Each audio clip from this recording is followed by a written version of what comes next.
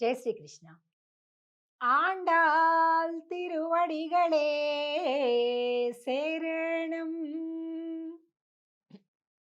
ఈరోజు చాలా ముఖ్యమైనటువంటి పాశురంలోకి ప్రవేశించాం. నాకు తెలిసి కొంతమంది అసలు ధనుర్మాసం అంటేనే ఈ రోజు కోసం ఎదురు చూస్తూ ఉంటారు. అంత విశేషమైనటువంటి పాసురం, ముఖ్యమైనటువంటి పాసురం. ఎందుకో తెలిసినా ఈరోజంటే అంత ఇష్టం? ఈరోజు చేసే ప్రసాదం యొక్క రుచి అలాంటిదనమాట. ఎవ్వరు జీవితంలో ఒక్కసారి తిన్నా కూడా దాన్ని వదిలిపెట్టలేరు. అదేమిటో విచిత్రం. ఈ పాయసానికి ఈరోజే అలాంటి రుచొస్తుంది. మళ్ళా ఇదే పదార్థాలు వేసి రేపు చేసినా, నిన్న చేసినా ఇలా ఉండదు. అది అండడం దయనేమో ఈరోజు మాత్రమే అలాగా ఉంటుంది. చాలా ఆలయాలలో వాళ్ళందరూ గూడా తమిళనాడు నుంచి అయ్యంగార్లను పిలిపించుకొని ఈ ప్రసాదాన్ని ప్రత్యేకించి చేస్తారనమాట. అటువంటి దివ్యమైనటువంటి ప్రసాదం. ఆ ప్రసాదం పేరు కూడా కూడారే ప్రసాదం అని అంటారు. ఎందుకు? ఈ పాశురం ఈరోజు పాశురంలోని మొదటి పదం కూడారై అని ఉండడం చేత ఈ ప్రసాదాన్ని కూడా కూడారై అని అంటారనమాట. ఆ కూడారే పాయసం, కూడారే ప్రసాదం, 108 గంగాళాల్లో ప్రసాదం ఇలాగే చెప్తారనమాట. సరే, ఆ విశేషాలన్నీ చెప్పుకుందాం పాశురాన్ని చెప్పుకున్న తర్వాత. కూడారై వెల్లుం సీర్ గోవిందా, கூடாரை வெல்லும் ஷீரு கோவிந்தா, உன் தன்னை பாடிப்பறை கொண்டு யாம் பெரு செம்மானம், நாடு புகழும் பரிசினால் நன்றாக சூடகமே தோல்வலையே தோடே செவிப்பூவே பாடகமே என்றனைய பல்கலனும் யாமணிவோம் ஆடை இடுப்போம் அதன் பின்னே பால் சோறு மூடனை பெய்து முழங்கை வழிவாரா கூடியிருந்து கிளிரிந்து ఏలోరెంబావాయ్.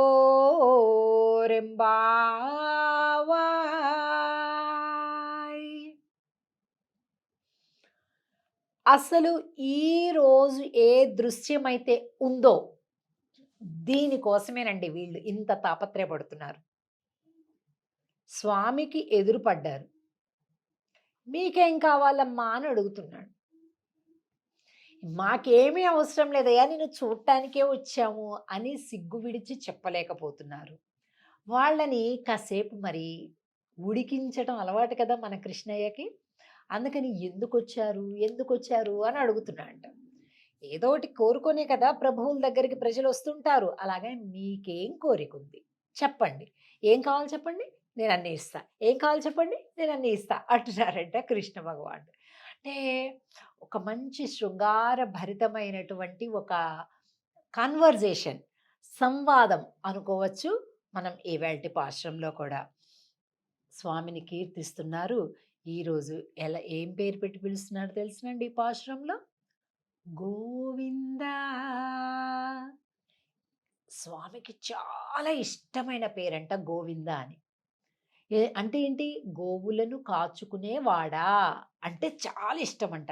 నువ్వు పరబ్రహ్మవేతో వాయుమాని భూతాని జాయంతే అనుజాతాని జీవంతి యత్ప్రయంత విషం విషంతి తద్విజ్ఞాసత్వాదుమా పురుష సూక్తం శ్రీ సూక్తం అది ఇది వేద మంత్రాలు అలా పెట్టిన పెద్ద బ్రహ్మాండమైన పరమాత్మవి అంటే పెద్ద ఏమి ఇష్టం ఉండదంట. గోవుల్ని కాసుకునేవాడా, గోపికలు చీర పట్టుకొని లాగేవాడా, వెన్నకుండలు పగలగొట్టినవాడా అలా అంటే స్వామికి చాలా ఇంట్రెస్టింగ్గా ఉంటుందంట, చాలా ఇష్టం అంట. ఎందుకంటే అవన్నీ బోర్ అయిపోయినాయి ఆయనకి. ఇది ఇష్టం అంట. ఎవరు పిలుస్తారు ఆయన్ని? గోవుల్ని కాసుకునేవాడని ఎవరు పిలుస్తారంటే ఆ చనువు ఉన్నవాళ్ళు పిలుస్తారు. ప్రేమతో పిలవాలి తప్ప స్వామి పైన అధికారం చెలాయిద్దామని ఆయన కంటే పైన ఎవరైనా ఉన్నారా? ఎవరు ఉండరు. కనుక అంత ప్రేమ కలిగిన వాళ్ళే గోవులను కాసుకునే కుర్రోడా ఇట్రా అంటే చాలా మురిసిపోతాడంట స్వామి. ఈవేళ అటువంటి ఒక సాన్నిహిత్యం, క్లోజ్‌నెస్ అంటుంటాం గదా! ఆ గోపికలకి, కృష్ణుడికి మధ్య అలాంటి ఒక చనువు ఏర్పడింది. పాడుతున్నారు. కూడారై వెల్లుం శ్రీర్ గోవిందా స్వామి, కూడనటువంటి వారిని కూడా నీ గుణాలతో గెలిచేస్తావయ్యా. నీకు లోబడని వాళ్ళెవరైనా ఉంటారా అసలు? ఎట్లాంటి వాళ్ళనైనా లోబరుచుకుంటాం. కొంతమంది బాగా అహంకారంతోటి, మదంతోటి, రాజ్యం ఉందని, ధనం ఉందని విర్రవీగుతుంటారు. వాళ్ళకి అంతకంటే ఎక్కువ బలాన్ని చూపిచ్చి వాళ్ళని లొంగదీస్తావు. ఉదాసీనులుగా ఉంటారు. వాళ్ళ దగ్గరికి వెళ్ళి పలకరించి వాళ్ళని లొంగదీస్తావు. ఇష్టపడేవాళ్ళు ఉంటారు. కానీ వాళ్ళని మైమరిచిపోయేలాగా చేస్తావు.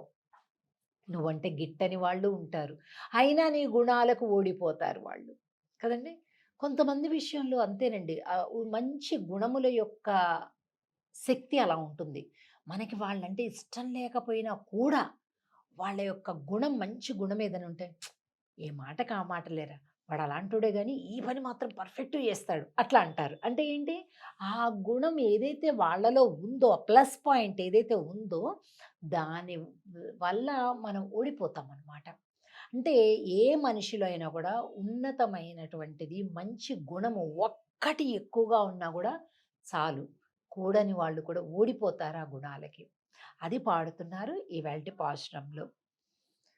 கூடாரை வெல்லும் ஷீர் கோவிந்தா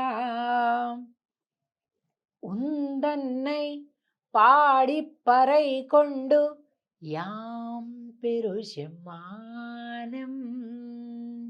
మేమెందుకొచ్చామంటే మాకు పెద్ద పెద్ద సన్మానాలు కావాలి. ఎలాంటి సన్మానం కావాలో తెలిసినా అస్సలు ఈ భూమి మీద అటువంటి సన్మానం ఎవరికీ జరగకూడదు. మాకే కావాలి. అలాంటి సన్మానం నీ నుంచి మాకు కావాలి అని అడుగుతున్నారు. నాడుపు కజుంపరిసినాల్ నన్రాగా సూడగమే తోల్వలయే తోడే సెవిప్పూవే. స్వామి మాకు ఇక్కడ చెవి కమ్మలు కావాలి. ఈ పైన చెవి పూలంటారు అవి కావాలి. తోల్వలయే భుజాలకు అలంకారం అరవెంకీలు కావాలి. చేతులకి కంకణాలు కావాలి. వేళ్ళకి ఉంగరాలు కావాలి. అలాగే నడుముకి వడ్యాణాలు కావాలి. మెడలో పెద్ద పెద్ద హారాలు కావాలి అని అంటున్నారు. కాళ్ళకు కడియాలు కావాలి. పల్ కలనం యా మణివోం ఆడే எடுப்போம் அதன் పిన్నే పాల్సోరు.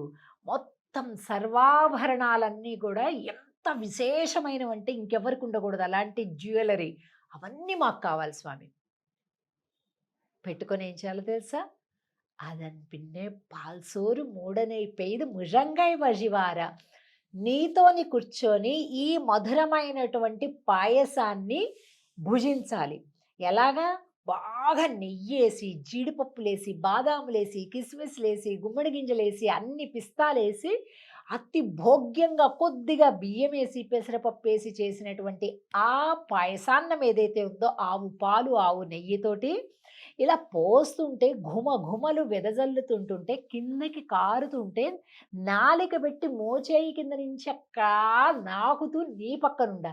నీ చేతిది మేము నాకాలి పాయసం అంతా మా చేతిల్లా ఒకళ్ళు కుడి ఎడమ లేదు. చదువు ఉన్నవాడు చదువు లేనివాడు లేదు. స్త్రీ భేదం పురుష భేదం లేదు. అంత రసాస్వాదం చేయాలి. అలాంటి ఆనందం నీతోని కావాలి అని అడిగితే స్వామి అనుగ్రహించి ఒక్కొక్క గోపికకి ఒక్కొక్కడు తానే అయ్యి ఒక గోపిక ఒక కృష్ణుడు, మళ్ళీ మరొక గోపిక అదే కృష్ణుడు, మరొక గోపిక కృష్ణుడు, ప్రతి ఒక్కరి యొక్క కోరిక తీర్చినట్లుగా కూర్చొని అందరూ ఒక వృత్తాకారంలో రౌండ్ షేప్లో కూర్చొని ఇలాంటి పాయసాన్నాన్ని వనంలో కూర్చొని అడవిలో కూర్చొని గోవుల్ని పక్కన పెట్టుకొని భుజించారట. దీనికోసమే స్వామి మేమొచ్చింది అని చెప్తున్నారు. కనుక ఆండాళ్ తల్లి 108 గంగాళాలు స్వామి నువ్వు గనుక నన్ను దగ్గరికి చేర్చుకుంటే నీకు 108 ఇలాంటి గంగాళాలతోటి ప్రసాదాన్ని పెడతానయ్యా అని మొక్కుకుంది. కానీ అమ్మవారు స్వామివారిలో లయమైపోయిన తర్వాత మరి మొక్కు తీర్చుకోలేదు కదా! అప్పుడు భగవద్ రామానుజుల వారు మా ఆండాళ్ తల్లి ఇలాగా అన్నది కదా! కాబట్టి నేను తీరుస్తాను అని తిరుమాలిరుంసోలై అనేటటువంటి దివ్యదేశంలో ఆ భగవద్ రామానుజుల వారు 108 గంగాళాలు ఈ పాయసాన్ని చేయించి స్వామివారికి నివేదన చేశారట. ఆండాళ్ తల్లి మహాపరవశించిపోయి భగవద్ రామానుజుల వారిని చెల్లెల కోరిక తీర్చినటువంటి అన్నగా గుర్తించి అన్నా అని ఆండాళ్ తల్లి విగ్రహం నుండి వాక్కు బయటకొచ్చింది అని పెద్దలు చెప్తారు. అందుకే భగవద్ రామానుజుల వారు ఆండాళ్ తల్లికి అన్నా అయ్యారన్నమాట. కాబట్టి ఈ పాశురం ఏదైతే ఉందో ఇంత వైభవం ఉన్నటువంటి పాశురం కనుక విశేష పాశురం, దీన్ని సేవించుకుందాం. జై శ్రీకృష్ణ. ఆండాళ్ తిరువడిగళే శరణం. ఈరోజు ఈ పాసురాన్ని దగ్గరలో ఉండేటటువంటి ఆలయాలలోనో లేకపోతే మీ మీ గృహాలలోనో తీసుకొని స్వీకరించుకున్నటువంటి వారందరూ కూడా మీ మీ అనుభవము ఆనందము కామెంట్ బాక్స్లో తెలియజేయండి. జై శ్రీకృష్ణ.